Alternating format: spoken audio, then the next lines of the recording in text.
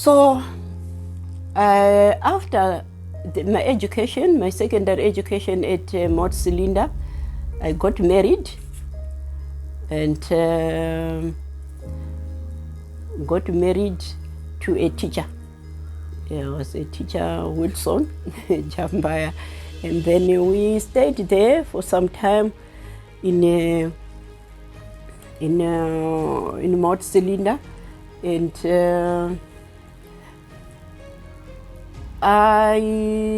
before the marriage, I worked at Mount Cylinder Hospital as an administrator, and also I was working half time at the school, and I learned a lot from at the school, because I worked under the principal was Gideon Maforo. Gideon Maforo was the first BA in I think in Manicaland there. He was the first BA. So I really learned a lot, and I admired him, the way he was doing the work, the way he was advising the children at school, the way he was really inspiring people to do more. My mother moved to the farm. When she moved to the farm, she continued delivering people there. She was a midwifery, delivering people, and also the orphans. They were now coming, some coming to Mount Cylinder and some coming to the farm. The farm is called the Ekutulen Farm, Farm. The experience that I got from my mother, looking after the orphans, looking after the children there, and the women coming to deliver there, and the way they were treated by my mother, it gave me a passion in working with women and with children as well. In 1974,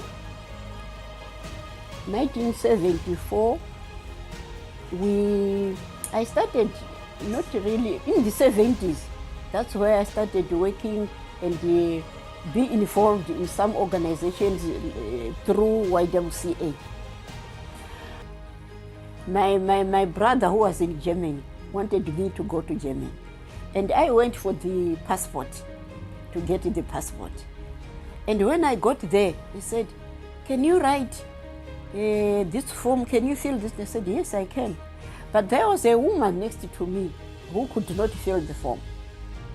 And they said, "If you can't write, can you go out and get someone to assist you? But preferably a man should come, a man, and assist you." So I looked at this woman and said, "Is that true?" I said, "Anyway, if you don't mind, let me fill my form and then I can help you." Meanwhile, she didn't want to wait for me. She went out and got a man. The man was helping her to fill the form. That disturbed me anyway. I said, "Okay, carry on." So that gave me something to think of. That, okay, how many women are there who are being assisted by men whom they don't even know? Just to pick up a man and assist you to fill a form to get a passport. She can't fill a form to fill a passport because she didn't go to school, she can't. So we did a 3-month training, which included food and nutrition, skills training, adult literacy, just skills, sewing, knitting, all those things. So these people, we were trained for 3 months there at Dombo Shower. And then after that, the people went back. These people who were trained, we picked nationwide. At that time, we were working on 5 provinces: Mashonaland, Mashingo, Manicaland, Matabeleland, and Midlands. So we picked people from those provinces, and we were able to train them. And they went back in their groups, and we advised, while they were training, we advised them how to form a group, how to do this and that. So they went back and formed some groups, some homecraft clubs. So they went there. That was in 74. No, that was, I joined the organization in June 4, 1974. And in 1975, that's when we did the training at Domboshawa. And then the clubs went on. And later on, we started other branches in Mashingo, in Beru. In Beru, we also had a provincial office where Mrs. Mawarire was our secretary. Do you know E.J. Joyce, Eva Joyce Wynne? Yes. Her mother was our secretary in the Midlands. And then we had one again in Manicaland. We had Mrs. Vera there. Mrs. Vera was in Manicaland. We also had people. We picked people among the provinces to be like the provincial chair people. Like Maim Chinguri in Manicaland was a provincial chair for Manicaland. We had Maima Hofa. Maim Chinguri, the minister. Opa's mother. Yeah, Opa's mother. But I went with her mother. And then Maima Hofa, she was a minister sometime. She's late. But she was one of our provincial chairperson. These people did the leadership. We did it, including these trainings that we were doing. One of the subjects was leadership. So Anamaima Hofa, the leadership they got was from the Homecraft, what. Nana Maim Chingur, and Nana Maim Musa in Bulawayo, and Anamai Matereke in other national land and all that. So within 75, we went to Kenya for this women's conference, like the Beijing one, the 1975 one and the 95 one. We coordinated ourselves. That's when I really got involved in other organizations. There was this women's coalition. We coordinated ourselves and divided ourselves into groups. Some were in journalism, some were in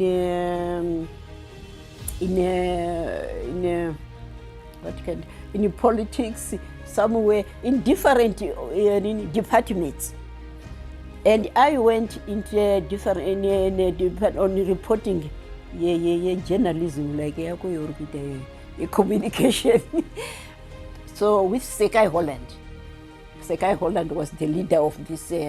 It was good because it gave me an opportunity to attend nearly every session. As reporters, we get our badges. We could go in any other meeting, and yet even if they would write it is full, but we could go in and so forth. So we used to work to meet under tree. When we said there was no organization for information, and this new technology, computers were now starting and all that, and people didn't even know. So we sat down and said, why can't we start an organization, Zimbabwe Resource Center? A resource center where people would go with their reports and all that. And as Jekesa Pfungwa and as Homecraft, we were producing a magazine every 3 months, a magazine.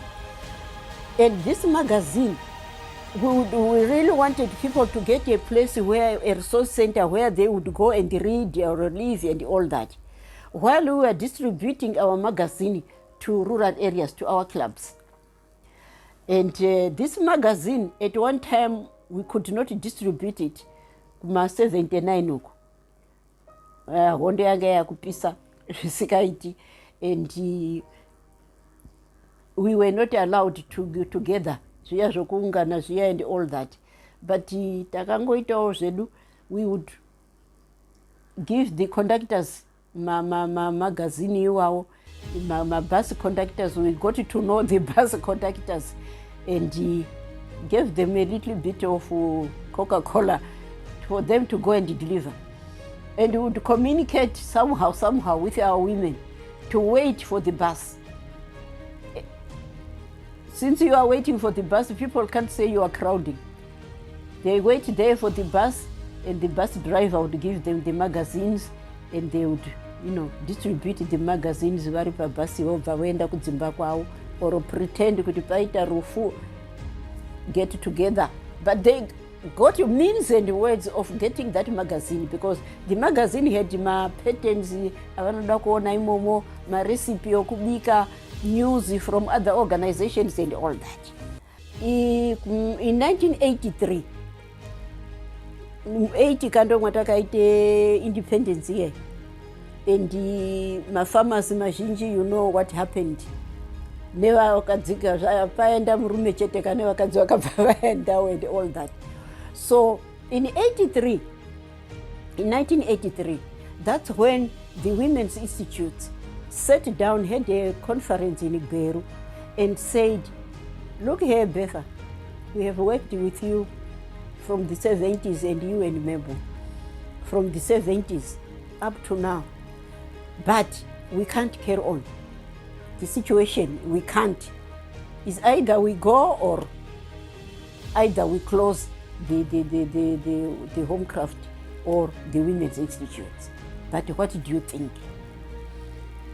We give you a night to think about it. So that was a sleepless night to make a decision.